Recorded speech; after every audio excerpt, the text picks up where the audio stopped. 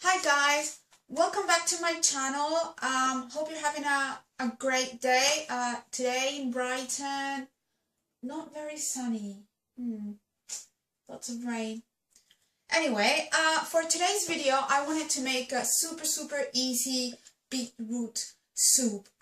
We're in winter, you know, we want to eat something that's warm, we want to eat something that is comforting when you get home after work and it's cold, it's rainy, it's miserable. So I wanted to make a very easy beetroot soup. There's two ways that I'm going to show you how to make it, depending on how healthy you wanted it to be. And it's very easy. I would say it would take about half an hour, something like that. You can even cook the beetroot the day before and then just finish to prepare it the next day when you get home after work. So I'm going to show you first the ingredients that I have, and then we're going to start with okay guys, so here I've got the ingredients. So what I've got here is I've got 4 organic raw beetroot. You can get it in any supermarket now, or you can get it in a farmer's market. It's better to buy them organic if you can. If not, that's fine. The only thing is, don't buy those ones that are already cooked, the ones that you get in a packet, because they've been cooked in vinegar or with vinegar, and if you're gonna make their soup, it's gonna have that sort of vinegary aftertaste, sort of salad sort of taste with it, and it's not gonna really have that soupy or soup and comforting sort of taste. So you have to use them raw. I've got 2 potatoes. If you don't want to put potatoes, you can also put rice. I'll explain as long as it goes of how can you add the rice rather than the potatoes. I've got 2 spring onions. I've got about 2 or 3 tablespoons of roughly chopped red onions. You can also use white onion. I prefer to use a red one because it has a sort of less strong taste, and when you cook it, it's sweeter. So, but you can use white onion. You can also use leeks. It really depends how you like. I've got 1 garlic chopped in half. I've got a cup of milk. Now I'm using skim milk. You can use full fat, semi-skim milk. You can use soya milk. You can use cream. But I like mine to be quite healthy and light as well. Then I've got here Nduja, which is going to give it not only the fantastic flavor and heat of chili, but it will also give it a smoky flavor, and it will really put that oomph into your soup. And if you're cooking it for friends, I can tell you they will be asking you what did you put in that soup. So watch this space. Then I've got about 1 liter of chicken stock. This is a chicken stock that I normally do my chicken stock, and then I kind of buy these sheets that you can do for ice, and I just put it there, and then I use it, depending on how I want it to be, when I need it. So I've got here about almost 2 bags, and that would make about almost 1 liter. You can use also sort of shop bought stock cubes, or you can use vegetable stock if you want to do sort of like 100% vegetarian. It really depends. You can also use water as well. And then I've got some parsley that we're gonna put sort of towards the end. Okay guys, so I've got all my ingredients chopped up. I've got my beetroot, and I've got here the potatoes, which you can see I didn't peel either. And so I've got my spring onions chopped. I've got my onions chopped, my garlic chopped. So all my ingredients I've chopped. So what I'm going to do now is I'm going to put, so I was going to say, there's 2 ways that you can do this recipe. The first one is you can take in your pan, in your pot here, you can put olive oil, and then you can sort of sweat the onions, the spring onions, and the garlic. You sweat it. Then you add the beetroot, and then you add the stock. Okay, and then when the beetroot is sort of 3/4 of the way done, you add the potatoes. This is because the beetroot, it takes longer to cook than the potatoes.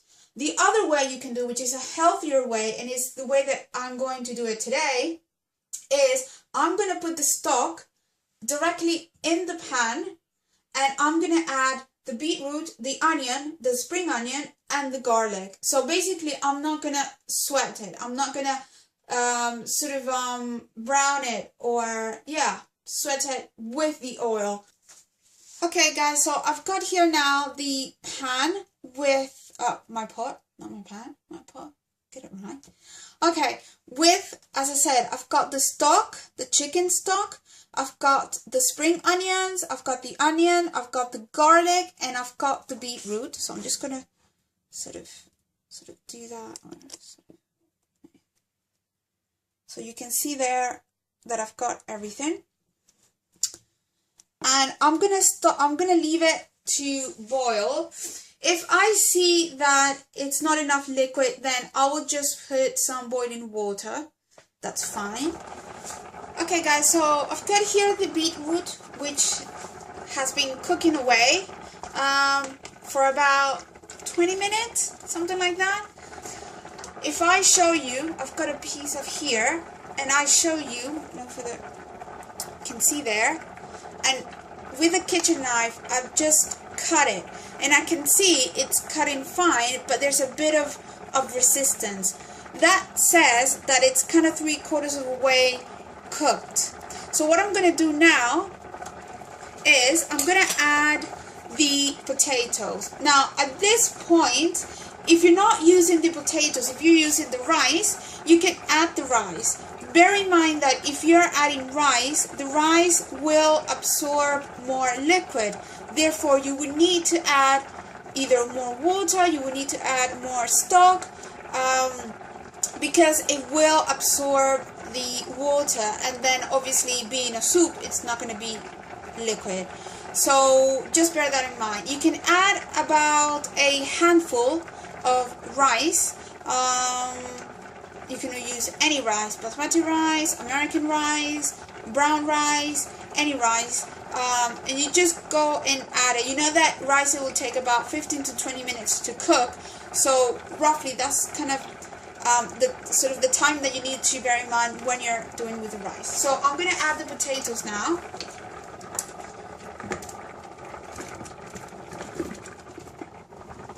Okay guys, so I've got here the potatoes and the beetroot. They have been cooking away and boiling. So you can see the potatoes, it's kind of sort of dissolving, and you can see the beetroot. It's always going to be, the beetroot is always going to be sort of slightly harder, but it is cooked. So what I'm going to do now is I'm going to blend it using just a standard sort of hand blender. Okay, so I've blended the soup already, and you can see it's quite smooth. If you like it to be smoother, you can pass it through a sieve, and then obviously those kind of little grains that you see, then you won't have it. But it's fine. I like it like that. It makes it look, you know, homemade. That's what homemade cooking is all about.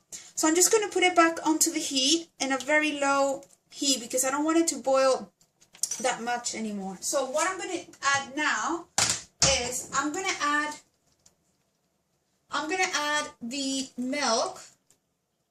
As I said, I've got it here in a very low heat, and basically I'm just mixing here the milk, so it's all combined. And now I'm going to add the nduja. So basically this is how much I'm adding. So I'm just gonna turn this around, and I've got the nduja here, so you can see. And basically nduja is a spreadable salami, it's a spreadable cured meat. So basically I'm just gonna try to show you here. So I'm just gonna scrape out of the casing And I'm just going to take about this much. I mean, this Nduja specifically, it's quite hot. So you can see this is the casing. And it's now because it's been in the fridge, so it's quite hard. Normally you eat it or you use it when it's kind of room temperature, so it's easier to spread. So this is how much I have. So you can see it's kind of like a teaspoon, less than a teaspoon. And you can add as much as you like, depending if you like it to be hotter or less hot. So I don't want it to be spicy, hot. I just want to have that at the back, in the background, sort of that heat and that smokiness. So basically I'm just going to add that. And that's it. Soup. And basically I'm just going to let that melt in the soup.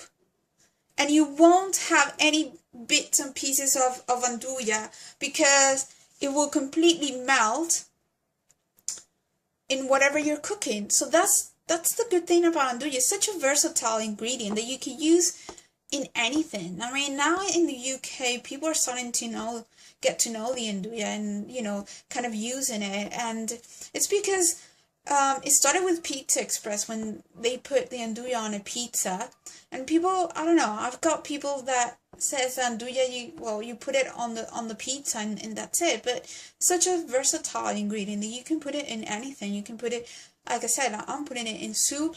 You can put it in casserole, you can put it in a stew, you can put it in gravy, you can put it on pizza, tomato sauce, you can put it in anything. I've got a friend that she makes scrambled eggs and she puts a little bit of Nduja. So it's a really, really versatile ingredient. So now I'm gonna season it, and I like the smokiness that the Nduja gives to the soup. And I'll tell you, if you're cooking this for friends, they will ask, what the hell have you put in that soup? Okay, so that's it. You don't really need to cook the milk or anything. So basically, that's the finished soup. So I'm just going to turn off the heat, and I'm just going to leave it there to rest for a few minutes before serving. And if you want to serve it, you can chop a little bit of parsley and just put it, obviously, in each bowl where you serve it, just for presentation. Okay, guys, so this is the end result. So I've served off the soup. I don't know if you can see, I put like a drizzle of olive oil raw, because it's better to eat raw olive oil because of all the benefit. And then I put just a few leaves of coriander that I had. I love coriander, so I just put a few leaves of coriander just for presentation and just a little bit of extra flavor. So that's it. That's my beetroot and potato with Nduja soup. I'll put the link below of the full recipe, and also I would add where you can get Nduja. So I hope you like it. Leave me comments below if you made it, if you liked it, and maybe you put something extra, and I'll see you in my next recipe. Bye.